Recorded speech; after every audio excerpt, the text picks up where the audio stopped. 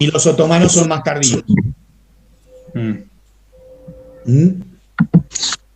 Bueno. Profe, ¿le puedo preguntar otra cosa antes de que empecemos? Sí, por favor, sí, dale. Que me olvidé de la misma pregunta, de la 2. El tema 17 habla de también de los gremios, de los municipios, el 25 un poco. ¿Todo eso también hay que ponerlo o nos centramos únicamente en redes comerciales, rutas comerciales y florecimiento de las ciudades como actividad comercial, digamos? Vamos a hacer una cosa, así calmamos la ansiedad de la compañera Franchi. A ver, ¿tienen por ahí a mano las consignas del trabajo práctico? Si no, las repaso yo desde acá. No tengo para compartirlo en la pantalla, porque lo tengo en la otra compu. De paso quiero decir algo, a ver cuántos hay acá conectados que no. Espera. Unos cuantos, bien. A ver, ante algo que me comentaba un compañero, que no vale a cuento traerlo en nombre y apellido ni nada, pero esto es algo, una reflexión muy mía, digamos, hago un paréntesis y nos ponemos en contexto de pandemia. A mí me pasa que me dedico a lo mejor por ahí todo el viernes para planificar la clase y que trate de ser lo más sintética posible. Sé que muchas veces no lo logro, pero a veces me asusta que tengo una compu acá, la otra acá, que ustedes no la ven, y el celular acá. ¿Sí? Y por un momento digo, el del otro lado a lo mejor tiene un celular que apenas se pudo bajar una aplicación y uno hace esa reflexión y dice cuánto estamos haciendo, digamos, para favorecer el aprendizaje, ¿sí? Cuando creemos que estamos abriendo el abanico para tratar de poder llegar de la mejor manera posible, y repito lo que les dije varias clases, si ustedes pinchan ahí abajo verán que hay 33 acá hoy, y en la materia yo tengo escrito 75. Por lo tanto, hay más de 40 personas que no sabemos cómo llegan a esta clase. Si después les llega el video, si después les llega el Power, si pudieron ir al Classroom. ¿Sí? Por lo tanto, ¿a qué voy con esto? No para entristecernos todos ahora, sino que si saben de algún compañero que tenga alguna dificultad, que sienta que por cualquier motivo se está quedando afuera, invítenlo a que me mande un mail personal y lo charlamos. Y así como pasó con el caso de Milagros hoy, uno le pueda transmitir tranquilidad. Que obviamente que hay cosas que se va a perder, pero que de alguna manera trataremos de que se pierda lo menos posible. ¿Está? Entonces, con total confianza, si saben de algún compañero que necesite que lo acompañemos, yo sé, porque algunos me lo cuentan, que entre ustedes tejen redes para abastecer a los compañeros, y de eso se trata, y bienvenido sea, pero si hay algo que de mi parte pueda contribuir a ello, no sientan ninguna, digamos, vergüenza o tapujo en decírmelo. Bien, me mandan un mail personal y vemos la forma de que le podamos hacer llegar o no se pierda de algo.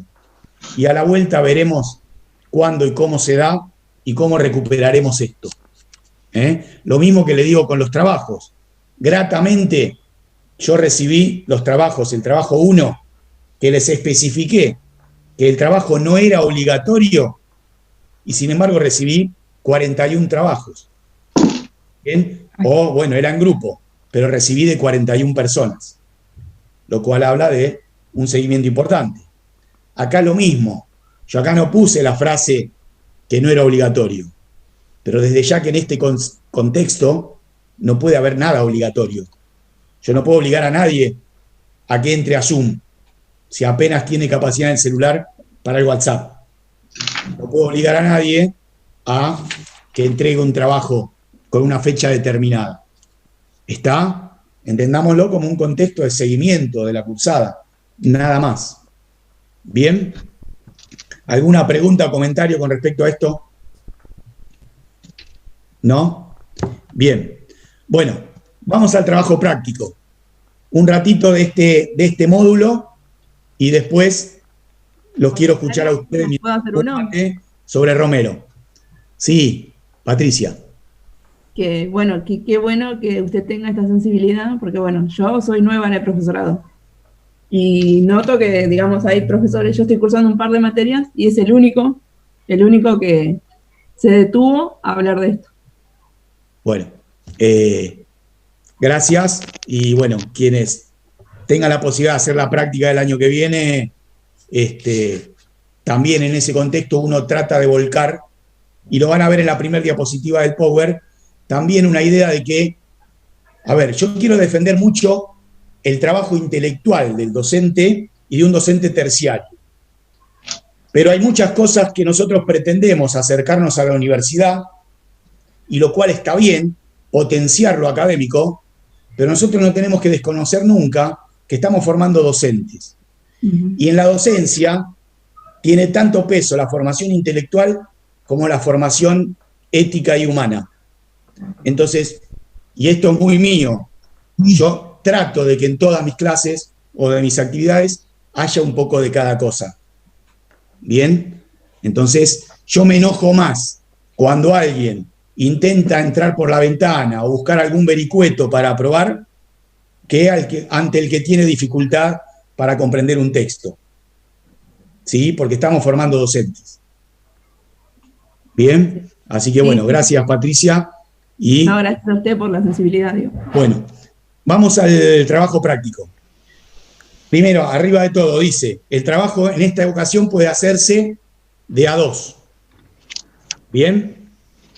Vamos un pasito más, que era algo que decía Patricia el otro día. El que lo quiere hacer solo, lo hace solo. De a dos, no más. Ya hubo el otro en grupo. Bien, y un poco, déjenme acá no un reto porque se pone el saco el que tiene frío nada más. Pero fíjense al punto donde a veces pasa en esto de querer entrar, que me han entregado en nombres de grupos compañeros que ni siquiera están inscriptos en la materia. Bien, entonces bueno, tengamos cuidado con algunas cosas de esas, donde uno en la cursada también va valorando la cursada y otras cosas también. Punto aparte. Trabajo de a dos. Bien, se evaluará, y acá quiero hacer un punto. Yo no les puse límite en las preguntas y tampoco hice hincapié en el trabajo anterior, que sí pedía límite de una carilla y algunos me escribieron 2 o 3. No dije nada. Pero sí es un ítem a valorar la capacidad de síntesis. ¿Sí? Uno empieza a evaluar eso. Bien, entonces, poder de fundamentación y síntesis para integrar contenidos. La bibliografía, unidad 1, unidad 2, ustedes irán viendo en cada punto qué texto. Yo algunas ayudas le voy dando en clase. Como decimos, tema 17, tema 25, Anderson, les tiro lecturas, citas, pero son ustedes los que tienen que ir a la lectura y ver qué texto me sirve para cada ítem. Bueno, el punto 1. ¿Se entendió lo que pido?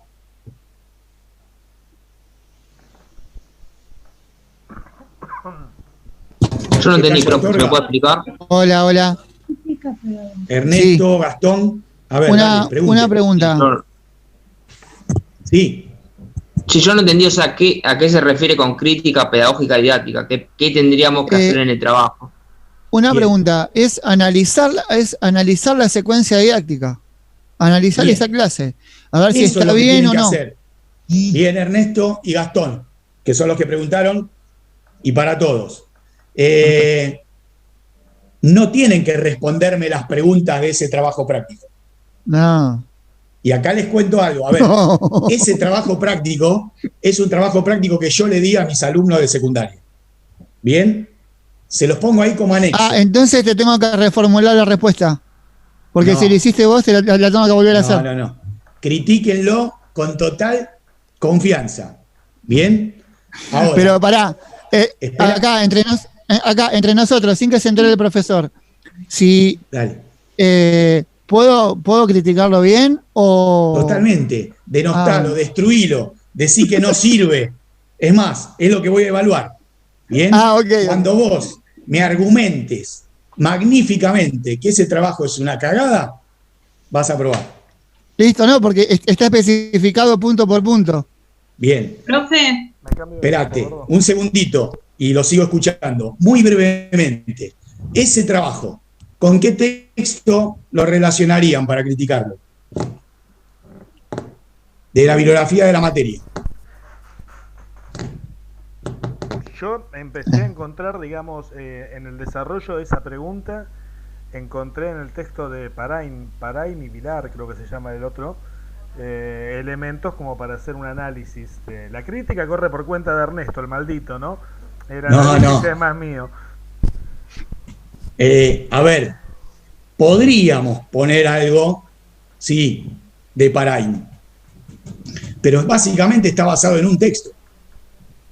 Profe, pero por eso mi pregunta es si la crítica tiene que ser hacia el contenido o pueden ser, autores didácticos, digo, desde el planteo de la pedagogía. Ahí voy, Valeria, espérame. Develo primero mi pregunta. Todo ese trabajo es Dewey, es lo que vimos en la clase anterior. Los 3 órdenes, ¿vieron las imágenes que le pongo? ¿Qué representan? Los 3 órdenes. Es más, hay unos breves documentos ahí para que los alumnos analicen, que son extractos de Dewey, ¿bien? De Le Goff, de medievalistas. Entonces, ¿qué es lo que tienen que hacer ustedes para ese trabajo? Para ese punto. Relean el texto de Dewey, el que leímos en la clase anterior, el imaginario feudal, la teoría de los 3 órdenes. También lo tienen en el libro de la Edad Media, en un apartado que habla de señores y campesinos. En una hojita lo tienen. ¿Bien? Y ahora, la crítica que va a hacer acá el compañero Ernesto va a tener estos ejes que dice acá. A ver, pertinencia al diseño curricular. Por lo tanto, acá, ¿dónde los mando a leer? Al diseño, o sea, yo me basé básicamente en el diseño. Bien, diseño curricular de primero o de segundo, verán ustedes. ¿Sí? Entonces, ahí, pertenece a tal curso, tal materia, Perdón, pero qué unidad del diseño. La actividad decía que era para segundo año. O sea, yo salía a chequearlo justamente en ese diseño. Listo. Si lo encuentra ahí, me dice. Si lo encuentra en el de primero, me dice. ¿Bien? Buen punto. Ahí ya fueron descubriendo algo. Yo se lo di a alumnos de segundo. Bueno, hay en ese texto estrategias motivadoras. ¿Cuáles? ¿Son motivadoras o no lo son? Dirán ustedes. ¿Hay una propuesta didáctica? Bueno, esa propuesta didáctica ¿es viable para que los alumnos la hagan? ¿Es pertinente al diseño curricular? ¿Sí? ¿Tiene una lógica de secuencia? ¿Bien? ¿Tiene o está dotada de historicidad? Digamos, ¿me puede llevar ese trabajo a un contexto determinado, a un tiempo y a un espacio que se pueda trabajar? De esos ejes, ustedes tienen que armar un texto, un escrito, como les pongo acá, argumentativo, histórico y una crítica pedagógico-didáctica. Argumentativo histórico, lo que hice basado, yo espérame un segundo, Ernesto. Argumentativo histórico, vos me vas a tener que demostrar, para afirmar la crítica, que leíste a Dewey, que leíste la Edad Media, el texto de la Edad Media, ¿bien? Y para la crítica pedagógico-didáctica, que leíste el diseño curricular. Está bien. ¿Está? Está bien. ¿Entendido? Sí. Valeria. Una consulta. Usted dijo que ese trabajo se lo dio a unos chicos de segundo año. ¿Se lo dio en contexto de pandemia o es un trabajo que se desarrolla en clase? Porque también para la crítica tendríamos que pensar el contexto. Buen punto. Se lo di en tiempo de pandemia. Buen punto. Bien. Sí, profe, Vale. entendido. Bien, gracias. Listo el punto 1. Cualquier cosa en las próximas clases, si a la hora de ir desarrollándolo vienen más dudas, las hacen, las preguntan. Punto 2, que estábamos charlando hace un ratito con Leila. Fíjense esto, lo releo. Está entre preguntas. Se pregunta, revolución comercial, revolución urbana. Vayan a los autores. Anderson, el texto de la Edad Media, tema 17, tema 25.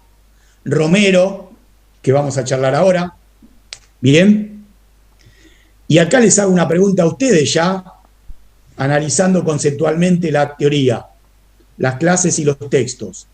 ¿Es posible afirmar o refutar esta tesis o hipótesis de revolución urbana o revolución comercial? Cuando lean, argumentarán.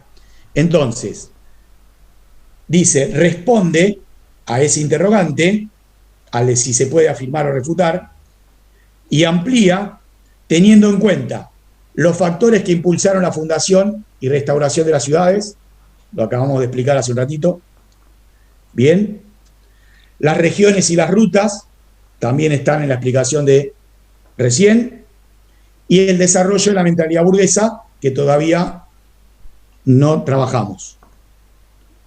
Bien, acá les diría que, más allá de lo que preguntó la compañera recién,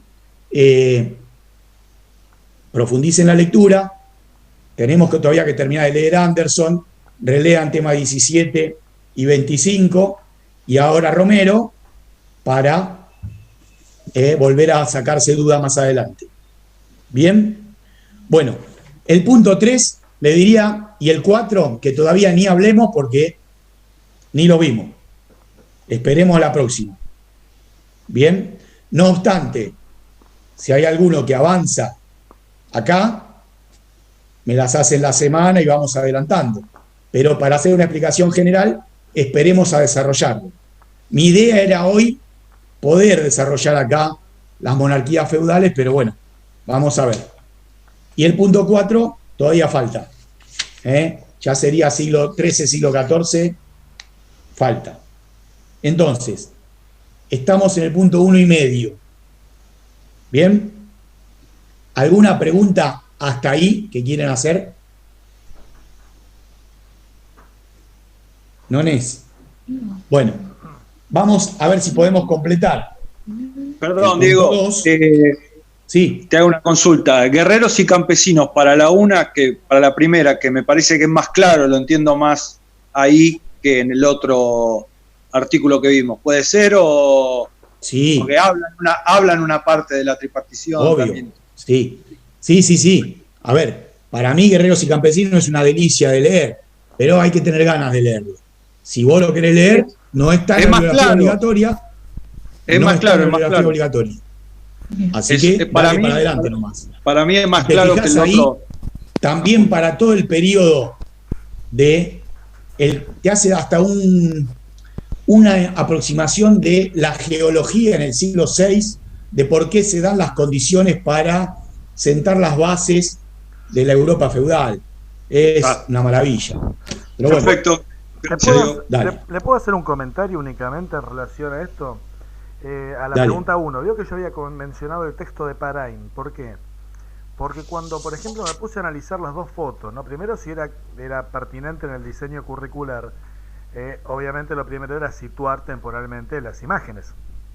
Sí. Y yo tuve la impresión de que las dos imágenes representan, ¿cómo le diría?, dos momentos distintos. Porque en la primera está bien marcado el orden tripartito. Evidentemente corresponde cuando, calculo yo que alrededor del siglo XI, lo tengo todo anotado por ahí, y en la segunda ya queda muy claro que los actores empiezan a ser 4, porque la monarquía evidentemente recuperó fuerza. Estamos más cerca del siglo XIII. Bueno, bien. Entonces, ¿qué pasa? Justamente esa temporalidad, porque por ejemplo decía Parain, por momentos, que en algunas regiones, por ejemplo de Alemania, el feudalismo había llegado hasta el siglo XVIII. O sea, pero yo tenía que tratar de situarlo, entonces para ver si era pertinente o no era pertinente con el diseño curricular, ¿no? Bien, en realidad guarda con eso. Parain lo que dice es que los lazos de explotación feudal perduran hasta el siglo XVIII. O Jaime, no es exactamente lo mismo. Los lazos de explotación feudal continúan. Está bueno esto, pero, a ver, vale, y es un poco el objetivo del trabajo. Cuando vos ves la segunda imagen, en el ordo superior, se lo ve al rey por encima de la iglesia y de los caballeros. ¿Sí? Ese análisis lo hacemos nosotros en un contexto de estudio superior. ¿Sí? Alguien que no sabe del tema enseguida distingue, como bien lo hacés vos también, al rey por encima. ¿Bien? Lo cual difiere de la 1. ¿Está bien? Pero sí marca esto de la estratificación. Si se quiere, también en 3 niveles, esa imagen.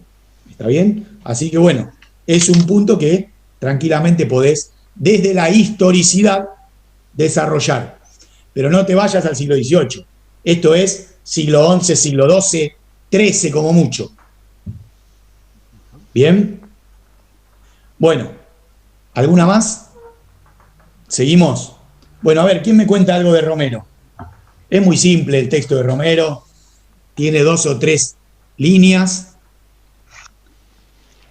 Vamos. Sí, dice que el mundo burgués, o sea, tiene como 3 fases, que es el Imperio Romano, el régimen feudal y el surgimiento de las ciudades, como primera introducción para abarcar el tema. Es lo que yo entendí. Primero, permitime ahí, siempre pasa, los invito y después me meto yo. Hace una interesante introducción sobre lo que es el estudio de las mentalidades. Sí. Esto hay que contextualizar un poco desde la historiografía. Romero es un prestigioso medievalista, es José Luis Romero, no Luis Alberto. José Luis Romero, prestigioso medievalista, y es uno de los primeros que impulsa la historia de las mentalidades.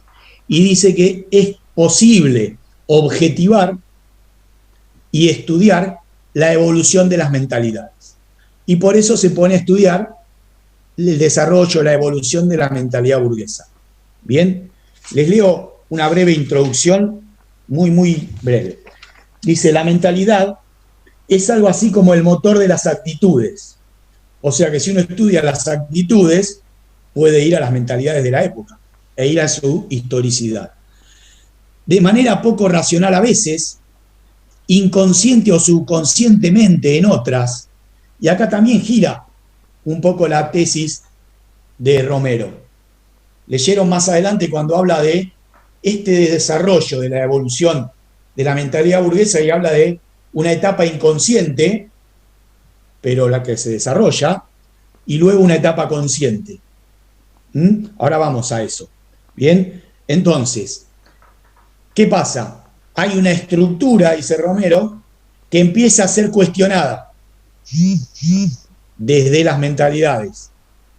Bien, yendo a eso, ¿dónde o a partir de dónde se para Romero para hacer su análisis? Está bien lo que decías ahí, Gastón. Hace toda una evolución, pero fíjate que lleva. Hace esto que también lo leímos el otro día de Anderson. ¿Se acuerdan? Del paso del mundo rural, urbano, romano, al mundo rural feudal, a este nuevo mundo en Claro, tensión. porque dice que el entorno urbano depende justamente del mundo rural, decía en el texto. Bien. Esa articulación urbano-rural, ¿dónde la sitúa históricamente? En lo rural. No, históricamente, temporalmente. En el siglo XI, con la revolución urbana, digamos, revolución burguesa, le llama en el texto. ¿Está? Acá Romero utiliza ese término. Habla de la revolución urbana y que a partir de la revolución urbana se empieza a asomar un actor social que rompe la estructura, ese estatismo. Bien, en una evolución prolongada, ¿no es cierto? Es la burguesía. Bien, entonces cuando la ciudad a partir del 11 va cobrando fuerza, esa burguesía también. A ver, ¿quién puede desarrollar un poco esa idea? ¿Cómo fue? Sí, no, Mira, trabaja, dale. trabaja sobre la burguesía como nueva forma de ver el mundo y nueva forma de pensar, y incluso en un momento hace un paralelismo con el señor feudal que es parasitario, ya hacia el final, de cuando llegamos más a la crisis quizás del modo feudal, y un burgués que trabaja para conseguir sus riquezas. Y eso es un cambio como muy grande, y por eso podemos hablar del capitalismo. Y también esto de que cae de alguna forma el poder de la iglesia y hay nuevas nociones o ideas del mundo. Bien. A ver, perdón. todo eso que dijiste, Camila, está muy bien. Ordenémoslo temporalmente, porque todo eso son 500 años de evolución. Entonces, estamos hablando en un siglo XI donde la iglesia está legitimando su poder y consolida la estructura, o la superestructura, digamos. ¿Sí?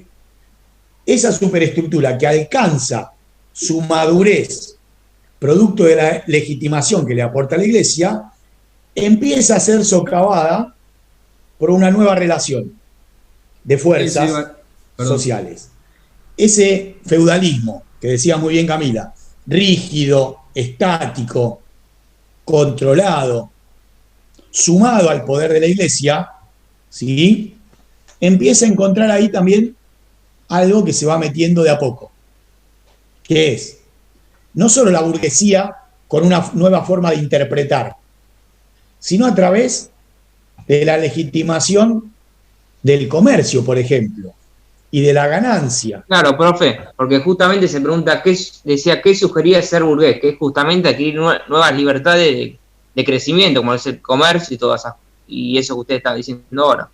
A ver, el término es simple, ¿no? Viene de el que vive en el burgo, burgués, ¿bien? Pero que tiene una función diferente a las que veíamos en esas imágenes del punto 1 del trabajo práctico. No está, no aparece ahí el comerciante en esa estratificación social. Es una nueva figura. Y esa nueva figura tiene nuevas funciones y tiene una nueva forma de ver su oficio. Esto empieza en el 11 y va evolucionando, como decía Camila recién, y como decía Alexis también. ¿Cuándo se consolida esto? Recién en el 18. O sea, 7 siglos faltan todavía. Entonces no confundamos ahí los tiempos. Todavía hablamos de una iglesia muy fuerte. Bien, la burguesía empieza a asomar. ¿Cuándo empieza a verse algún resquebrajamiento en el poder de la iglesia? Todavía no lo vimos. Mediados del 13, y ni hablar con la crisis del 14.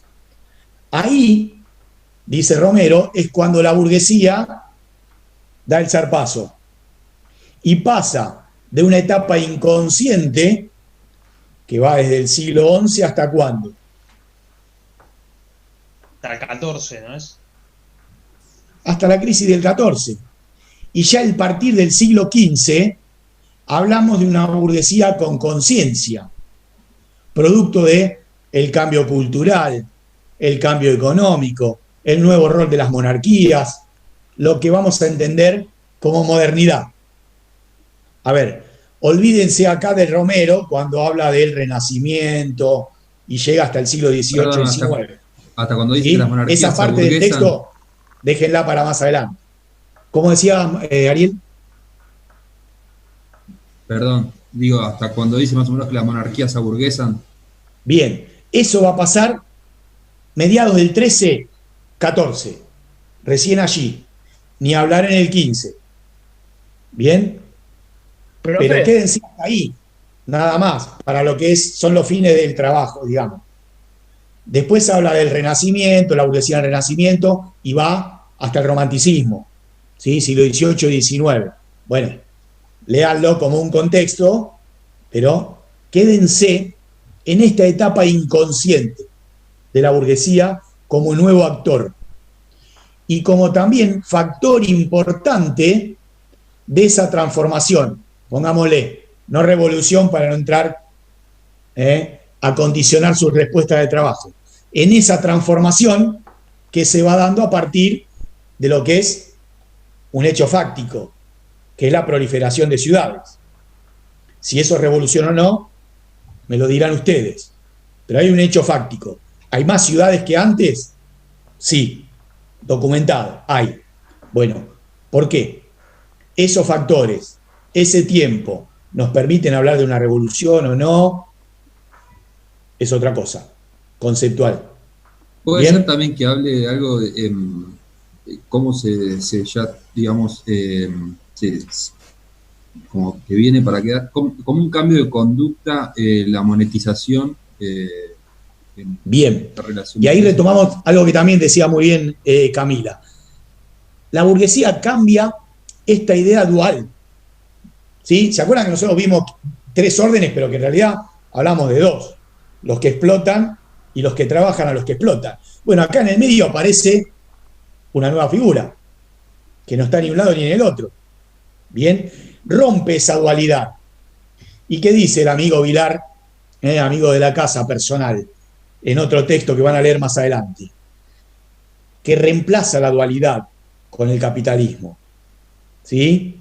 O sea, rompe esta para crear otra, que es burguesía y proletariado en el siglo XVIII. Otro tipo de dualidad, ¿bien? Pero con otras conformaciones socioeconómicas. ¿Bien? Perdón, también puede ser que dice que viene como a generar la nueva relación de dominación sobre la clase rural. Exactamente, otro criterio, digamos, de dominio, porque acá también tiene que ver con esta idea, y retomo ahí lo que decía la compañera. Fíjense que hay, si se quieren o si lo marcaron en sus apuntes, hay una frase que dice, a ver que lo tengo por acá, en la página 29, anótenselo ahí como apunte, que habla de una respuesta ideológica de la burguesía a esa estructura. Bien, y más adelante, en la página 34, cuando habla, y esto que también decía Camila recién, de que es una nueva clase social, entiendan acá el concepto de clase, producto del esfuerzo propio y de la predestinación al progreso, diferente a la concepción cristiana, ¿sí? Y ahí es donde también se reformula, pero ya tenemos que hablar del siglo XIV, en el contexto de crisis, una nueva moral cristiana. Y acá ya vamos presagiando la crisis de la Iglesia, las nuevas consideraciones ideológicas, tema de otra clase. ¿Bien? ¿Algo más que quieran aportar ahí de Romero? No, Y lo cerramos. Quería hacerte una consulta.